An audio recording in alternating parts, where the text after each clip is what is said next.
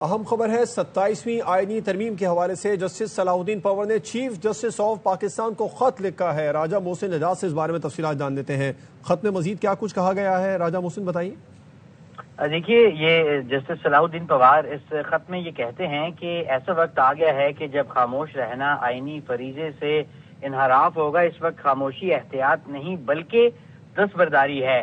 Justice صلاح الدین پنور اس خط میں یہ بھی لکھتے ہیں کہ مجوزہ جو 27ویں آئینی ترمیم یہ عدلیہ کی بنیادوں کو چھو رہی ہے اور اس ترمیم سے عدالتی آزادی متاثر ہو سکتی ہے۔ عدلیہ کی آزادی کوئی استحقاق نہیں بلکہ یہ بنیادی شرط ہے۔ اگر عدلیہ آزاد نہیں تو قانون کی حکمرانی محض یہ پھر الفاظ کی حد تک رہ جائے گی۔ آئین نے عدلیہ کی آزادی کو آرٹیکل 175، 175A، 191، 190، 189 اور 209 میں محفوظ کیا ہے۔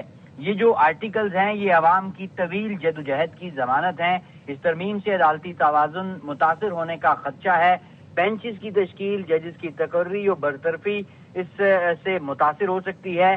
مالی اور انتظامی خود مختاری بھی اس سے متاثر ہو سکتی ہے اور عدلیہ کے کسی ستون کو کمزور کیا گیا تو پورا ڈھانچہ ہل جائے گا۔ آزادی کل نہیں آج کے انکروچمنٹ سے ختم ہو سکتی ہے۔ اس میں یہ بھی کہا گیا ہے ان کے خط میں کہ مداخلت کا تاثر بھی عوامی اعتماد کو مجروح کرتا ہے۔ عدالت کا فرض صرف فیصلہ نہیں بلکہ آئین کی حفاظت کرنا بھی ہے۔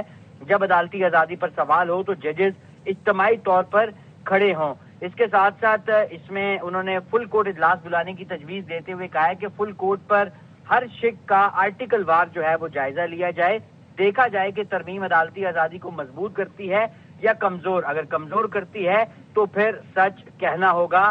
اور اس کے ساتھ ساتھ یہ بھی کہا گیا ہے اس خط میں ان کی جانب سے کہ آئین ریاست ٹھیک ہے، 27ویں آئینی ترمیم کے حوالے سے جو خط لکھا گیا اس پر تفصیلات بتا رہے ہیں راجہ محسن، آپ کا شکریہ۔